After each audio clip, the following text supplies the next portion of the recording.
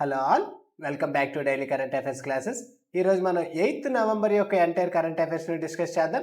ఈ పీడిఎఫ్ను both English and Telugu మీడియంలో video కింద డిస్క్రిప్షన్లో యాప్ లింక్ ఇవ్వడం జరిగింది.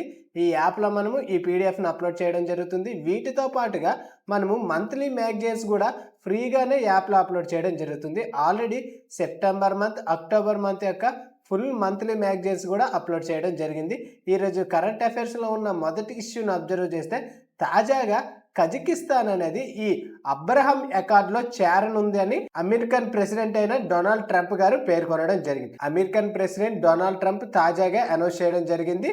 ఈ అబ్రహం అకార్డులో తాజాగా ఏ కంట్రీ చేరనుంది అంటే కజకిస్తాన్ అనేది చేరనుంది. ఈ అబ్రహం ఒప్పందాన్ని మనం అబ్జర్వ్ చేస్తే 2020లో డొనాల్డ్ ట్రంప్ గారు దీన్ని సూచించడం జరిగింది. ఎందుకోసం అంటే ఇజ్రాయిల్ను ముస్లిం రాజ్యాలతో కలపడం కోసం, ఇజ్రాయిల్ను ముఖ్యంగా ఈ ముస్లిం దేశాలతో దౌత్యపరమైన సంబంధాలను పెంపొందించుకోవడం కోసం డొనాల్డ్ ట్రంప్ గారు 2020లో ఈ అబ్రహం ఒప్పందాన్ని సూచించడం జరిగింది. తాజాగా ఈ అబ్రహం ఒప్పందంలో కజకిస్తాన్ అనేది చేరడం జరుగుతుంది. ఇది మధ్య ఏషియా దౌత్యాల్లో ఒక కీలక మార్పుగా ఉండడం జరుగుతుంది. ఎందుకంటే కజకిస్తాన్ అనేది సెంట్రల్ ఏషియాలో ఉండడం జరుగుతుంది. ఇజ్రాయెల్ మరియు అమెరికా యొక్క ప్రభావం అనేది ఇప్పుడు సెంట్రల్ ఏషియాలో అధికంగా పెరగడం జరుగుతుంది.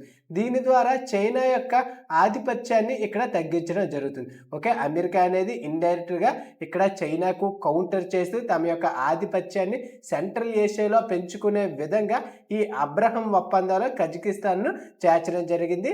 మన ఎగ్జామ్ పర్స్పెక్టివ్లో ఇక్కడ ఈ అబ్రహం ఒప్పందాన్ని ఎప్పుడు తీసుకురావడం జరిగింది అంటే 2020లో దీన్ని తీసుకురావడం జరిగింది. ముఖ్యంగా అరబ్ దేశాలు మరియు ఇజ్రాయెల్ మధ్య దౌత్యపరమైన సహకారాన్ని పెంపొందించుకోవడం కోసం ఈ అబ్రహం ఒప్పందాన్ని తీసుకురావడం జరిగింది.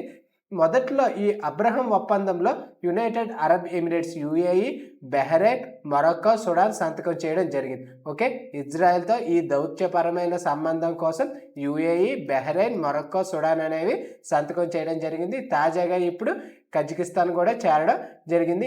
ఇక్కడ మనము ఈ కజకిస్తాన్ చేరిక యొక్క ప్రాధాన్యతను మనం అబ్జర్వ్ చేస్తే, కజకిస్తాన్ అనేది సెంట్రల్ ఏషియాలో చాలా కీలకంగా ఉండడం జరుగుతుంది.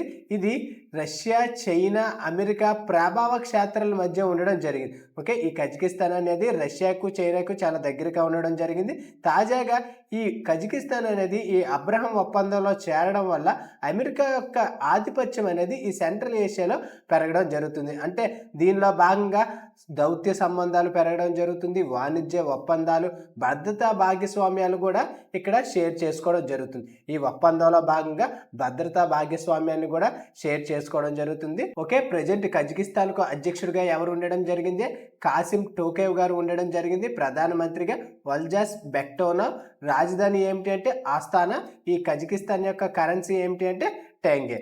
నెక్స్ట్, భారతదేశపు మొట్టమొదటి స్వదేశీ కార్ట్ టీ సెల్ థెరపీ NexCAR19ను తాజాగా ప్రధానమంత్రి నరేంద్ర మోదీ గారు ప్రారంభించడం జరిగింది. ఓకే, ఈ NexCAR19 అనేది భారతదేశపు మొట్టమొదటి స్వదేశీ CAR T cell therapy. Okay, chimeric antigen receptor T cell therapy.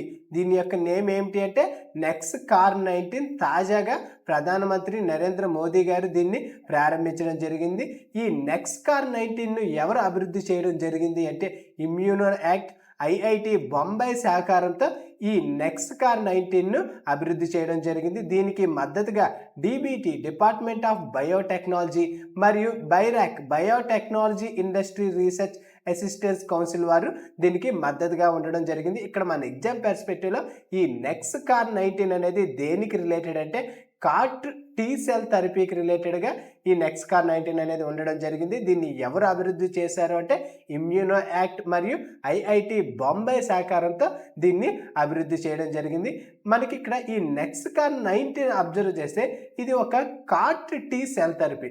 దీనిని ముఖ్యంగా ఎక్కడ ఉపయోగించడం జరుగుతుంది అంటే క్యాన్సర్ పేషెంట్స్ కోసం దీన్ని ఉపయోగించడం జరుగుతుంది. ఈ క్యాన్సర్ పేషెంట్లో బ్లడ్ను తీసుకోవడం జరుగుతుంది. ఈ బ్లడ్లో ఉన్న T cells WBC white blood సెల్స్ను ప్రయోగశాలలో జన్యు మార్పిడి చేయడం జరుగుతుంది. ఈ డబ్ల్యూబీసీను ప్రయోగశాలలో జన్యు మార్పిడి చేసి అగైన్ ఈ డబ్ల్యూబీసీని పేషెంట్ బాడీలోకి చేర్చడం జరుగుతుంది. ఈ డబ్ల్యూబీసీ అనేది ఇప్పుడు ఈ క్యాన్సర్ సెల్కు వ్యతిరేకంగా పోరాడడం జరుగుతుంది. ఓకే, ఈ జన్యు మార్పిడికి లోనైన ఈ డబ్ల్యూబీసీ అనేది పేషెంట్ బాడీలో క్యాన్సర్ సెల్కు వ్యతిరేకంగా ఇది పోరాడడం జరుగుతుంది.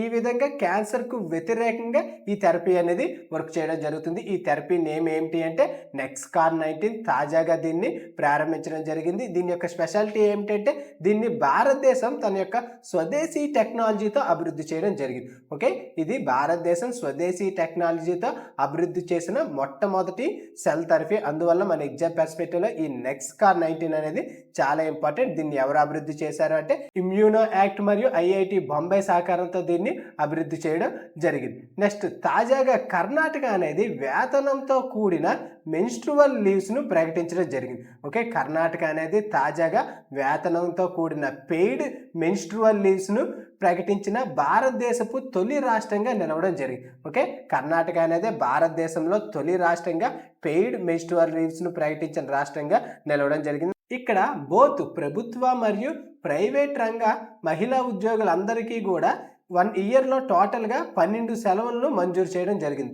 ఈ 12 హాలిడేస్ కూడా పెయిడ్ హాలిడేస్గా కూడా ఉండడం జరుగుతుంది.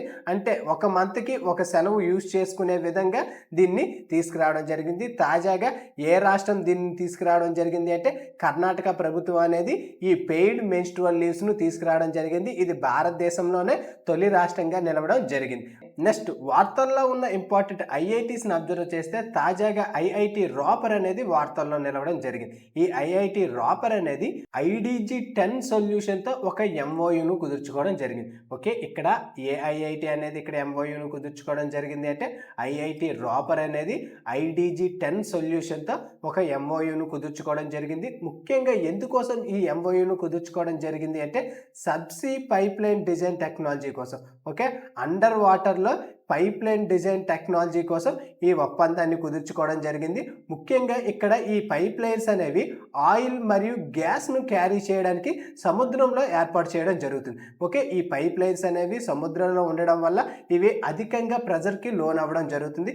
వీటిని తట్టుకునే విధంగా స్వదేశీ టెక్నాలజీతోటే ఈ పైప్ లైన్ను అభివృద్ధి చేయాలని తాజాగా IDG-10 సొల్యూషన్ అనేది ఈ ఐఐటి రాపర్తో ఒక MOUను కుదుర్చుకోవడం జరిగింది. ఇందులో భాగంగా మనము స్వదేశీ టెక్నాలజీని ఉపయోగించి ఇక్కడ ఈ పైప్ లైన్ను డిజైన్ చేయడం జరుగుతుంది. ఓకే, ఇక్కడ మనకి ఎగ్జామ్ పర్స్పెక్టివ్లో ఈ ఐఐటీస్ అనేవి మనకి చాలా ఇంపార్టెంట్. నెక్స్ట్, వార్తల్లో ఉన్న ఇంపార్టెంట్ ఫెస్టివల్స్ని అబ్జర్వ్ చేస్తే తాజాగా షాద్ నాంక్రిమ్ ఫెస్టివల్ అనేది వార్తల్లో నిలవడం జరిగింది. ఓకే, షాద్ నాంక్రిమ్ ఫెస్టివల్ అనేది ఏ రాష్ట్రంలో జరుపుకుంటారు అంటే మేఘాలయలో జరుపుకునే ఒక ఫెస్టివల్. ముఖ్యంగా ఇది సమృద్ధిగా పంట పండిన తరువాత మరియు సమాజ శ్రేయస్సు కోసం దేవతల పట్ల కృతజ్ఞతను తెలుపుకుంటూ మేఘాలయ పీపుల్ వాళ్ళు ఈ షాద్ నోక్రాన్ ఫెస్టివల్ను ప్రతి ఇయర్ కూడా జరుపుకుంటారు. ఇందులో కాశీ ట్రైబ్స్ ముఖ్యంగా ఈ ఫెస్టివల్ను జరుపుకుంటారు. ఓకే, మేఘాలయలోని కాశీ ట్రైబ్స్ ఈ షాద్ నాంక్రాన్ ఫెస్టివల్ను ప్రతి ఇయర్ కూడా సమాజ శ్రేయస్సు కొరకు దేవతల పట్ల కృతజ్ఞతలు తెలుపుకుంటూ ఈ ఫెస్టివల్ను జరుపుకుంటారు. ఇది ఒక 5 డేస్ మతపరమైన మరియు సాంస్కృతిక పండుగ. ఇది ఒక 5 రోజుల పండుగ. ప్రతి సంవత్సరం కూడా మేఘాలయలోని కాశీ ట్రైబ్స్ ఈ ఫెస్టివల్ను జరుపుకుంటారు. ఈ ఫెస్టివల్లో ముఖ్యంగా ప్రత్యేకతను మనం అబ్జర్వ్ చేస్తే కాశీ నృత్యం, సంగీతం, వేషధారను ధరించి ఈ ఫెస్టివల్ను జరుపుకోవడం జరుగుతుంది. యువతులు మరియు పురుషులు సాంప్రదాయ దుస్తుల్లో ఈ ఫెస్టివల్లో పార్టిసిపేట్ చేయడం జరుగుతుంది. ఓకే, ఈ ఫెస్టివల్లో భాగంగా జంతు పని కూడా ఒక సాంప్రదాయంగా ఉండడం జరుగుతుంది. జంతు బలి కూడా ఒక సాంప్రదాయంగా ఈ ఫెస్టివల్లో ఉండడం జరుగుతుంది. ఈ ఫెస్టివల్ నేమ్ ఏమిటి అంటే షాద్ నోక్రాన్ ఫెస్టివల్. ఏ రాష్ట్రంలో జరుపుకుంటారు? మేఘాలయ రాష్ట్రంలో కాశీ గిరిజన సమాజం అనేది ఈ ఫెస్టివల్ను జరుపుకోవడం జరుగుతుంది. నెక్స్ట్, వార్తల్లో ఉన్న స్పోర్ట్స్ రిలేటెడ్గా ఉన్న ఈవెంట్స్ని అబ్జర్వ్ చేస్తే తాజాగా భారతదేశం అనేది హాకీ శతాబ్ది ఉత్సవాలను జరుపుకోవడం జరుగుతుంది. ఓకే, 1925లో ఇండియన్ హాకీ ఫెడరేషన్ అనేది ఏర్పాటు అవ్వడం జరిగింది. ఓకే, ఇండియన్ హాకీ ఫెడరేషన్ ఎప్పుడు ఏర్పాటు అవ్వడం జరిగింది అంటే 1925లో దీన్ని ఏర్పాటు చేయడం జరిగింది. 2025 నాటికి ఇది 100 సంవత్సరాలు కంప్లీట్ అవ్వడం వల్ల ఇక్కడ భారతదేశం మొత్తం కూడా ఈ భారత హాకీ శతాబ్ది ఉత్సవాలను జరుపుకోవడం జరుగుతుంది. తాజాగా కేంద్ర యువజన వ్యవహారాల వ్యవహారాలు మరియు క్రీడా మంత్రిత్వ శాఖ భారత హాకీ 100 సంవత్సరాలు పూర్తి చేసుకున్న సందర్భంగా నవంబర్ 7న మేజర్ ధ్యాన్ చంద్ నేషనల్ స్టేడియంలో ఈ శతాబ్ది ఉత్సవాలను నిర్వహించినట్లు అనౌన్స్ చేయడం జరిగింది. ఓకే, ఈ శతాబ్ది ఉత్సవాలను ఏ స్టేడియంలో నిర్వహిస్తున్నారు అంటే major Dhyan Chand national stadium, న్యూఢిల్లీలో ఉన్న ఈ నేషనల్ స్టేడియంలో ఈ శతాబ్ది ఉత్సవాలను నిర్వహిస్తున్నట్లు ఈ స్పోర్ట్స్ మంత్రి తాజాగా అనౌన్స్ చేయడం జరిగింది. ఇక్కడ మన ఎగ్జామ్ పర్స్పెక్టివ్లో ఈ హాకీ గురించి మనం అబ్జర్వ్ చేస్తే ఈ హాకీ అనేది అరౌండ్ ఈజిప్ట్ సివిలైజేషన్లో ప్రారంభం అవ్వడం జరిగింది. ఇది ఈజిప్ట్ సివిలైజేషన్లో ప్రారంభం అవ్వడం జరిగింది. దీన్ని ఇంగ్లాండ్ అనేది 18వ శతాబ్దంలో అభివృద్ధి చేయడం జరిగింది. భారత్లో దీన్ని బ్రిటిష్ కాలంలో అంటే 1880 సంవత్సరాల్లో భారతదేశంలో ఇది వేగంగా ప్రజాదరణ అనేది పొందడం జరిగింది. 1855లో కలకత్తా హాకీ క్లబ్ అనేది స్థాపించడం జరిగింది. ఓకే, దేశంలోనే మొదటిసారిగా హాకీ రిలేటెడ్గా కోల్కతా హాకీ క్లబ్ అనేది 1855లో స్థాపించడం జరిగింది. 1925లో భారత హాకీ ఫెడరేషన్, భారత హాకీ సమాఖ్య అనేది స్థాపించడం జరిగింది. ఓకే, హాకీ రిలేటెడ్గా 1925లో ఫెడరేషన్ అనేది ఏర్పాటు అవ్వడం జరిగింది. 1926లో ఇండియా టీం అనేది ఇంటర్నేషనల్ టూర్స్కి వెళ్ళడం జరిగింది. ఓకే, ఈ హాకీ గేమ్ రిలేటెడ్గా ఇంటర్నేషనల్ టూర్స్కి వెళ్ళడం జరిగింది. ఇక్కడే మనకి హాకీ మాంత్రికుడైన ధ్యాన్ చంద్ వెలుగులోకి రావడం జరిగింది. ఓకే, 1926 న్యూజిలాండ్ టూర్లో హాకీ మాంత్రికుడైన ధ్యాన్ చంద్ వెలుగులోకి రావడం జరిగింది. 1928, 1956 మధ్యలో భారతదేశం వరుసగా 6 ఒలింపిక్ స్వర్ణాలను గెలుచుకోవడం జరిగింది. ఓకే, ధ్యాన్ చంద్ ఆధ్వర్యంలో హాకీ టీం అనేది 6 ఒలింపిక్ స్వర్ణాలను వరుసగా గెలుచుకోవడం జరిగింది. దాని తర్వాత 1964, 80 మధ్యలో 2 అదనపు ఒలింపిక్స్ గోల్డ్ మెడల్ కూడా సాధించుకోవడం జరిగింది. 1975లో జరిగిన ఏకైక హాకీ వరల్డ్ కప్ను కూడా భారతదేశం అనేది కౌలాలంపూర్లో గెలుచుకోవడం జరిగింది. 2020 టోక్యో, 2024 ప్యారిస్ ఒలింపిక్స్లో కూడా ఇండియా టీం అనేది పతాకాలను సాధించడం జరిగింది. 2023 ఆసియా క్రీడల్లో స్వర్ణ పథకం అనేది భారతదేశం అనేది సాధించడం జరిగింది. ఓకే, ఈ 100 ఇయర్స్లో ఈ హాకీ టీం అనేది చాలా ఎవల్యూషన్ అనేది ఫేస్ చేయడం జరిగింది. ఇక్కడ మన ఎగ్జామ్ పర్స్పెక్టివ్లో ఇక్కడ హాకీ ఫెడరేషన్ అనేది ఎప్పుడు స్థాపించారు అంటే 1925లో దీన్ని స్థాపించడం జరిగింది. తాజాగా ఈ హాకీ శతాబ్ది ఉత్సవాలను ఏ స్టేడియంలో నిర్వహించనున్నారు అంటే major Dhyan Chand national stadium, న్యూఢిల్లీలో ఉన్న ఈ నేషనల్ స్టేడియంలో ఈ శతాబ్ది ఉత్సవాలను నిర్వహించడం జరుగుతుంది. నెక్స్ట్ వార్తల్లో ఉన్న స్పోర్ట్స్ రిలేటెడ్గా ఉన్న ఇంకొక ఇంపార్టెంట్ ఇష్యూని అబ్జర్వ్ చేస్తే తాజాగా భారతదేశం యొక్క ప్రధాని జట్టులో తొలి పారా ఆర్చర్గా శీతల్ దేవి నిలవడం జరిగింది. ఓకే, జనరల్గా ఏషియా కప్ అనేది జరగబోతుంది. ఈ ఏషియా కప్లో భారతదేశం యొక్క ప్రధాన జట్టులో పారా ఆర్చర్ అయిన శీతల్ దేవి రెగ్యులర్ ప్లేయర్గా సెలెక్ట్ అవ్వడం జరిగింది. మనకి జనరల్గా ఎప్పుడు కూడా ఈ ఇంటర్నేషనల్ ఈవెంట్స్లో రెగ్యులర్ మ్యాచెస్లో కేవలం రెగ్యులర్ క్రీడాకారులు మాత్రమే సెలెక్ట్ చేయడం జరుగుతుంది. కానీ తొలిసారిగా భారతదేశం పారా అథ్లెట్ అయిన శీతల్ దేవిని ఈ జట్టులోకి డైరెక్ట్గా సెలెక్ట్ చేయడం జరిగింది. అందువల్ల మనకి ఎగ్జామ్ పర్స్పెక్టివ్లో ఇది చాలా ఇంపార్టెంట్. జమ్మూ కాశ్మీర్కు చెందిన 18 సంవత్సరాలు గల ఈ శీతల్ దేవి భారత ప్రధాన ఆర్చరీ జట్టులో చోటు పొందిన మొదటి పారా ఆర్చర్గా చరిత్ర అనేది సృష్టించడం జరిగింది. ఏషియా కప్ 2025 అనేది సౌదీ అరేబియాలో జరగబోతుంది. ఆర్చరీ ఏషియా కప్ అనేది సౌదీ అరేబియాలో జరగబోతుంది.